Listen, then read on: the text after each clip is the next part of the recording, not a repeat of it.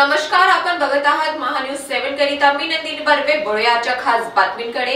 श्री क्षेत्र मुक्ताई नगर मधील पवित्र तीर्थ आदिशक्ती मुक्ताई मूळ मंदिराजवळील पूर्णा नदी सध्या एका गंभीर समस्येला सामोरी जात आहे.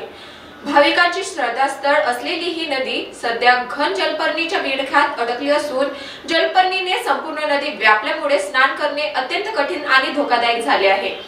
स्नान करताना पाय घसरतो, मदतीला धावणाऱ्यांचाही जीव धोक्यात येतो.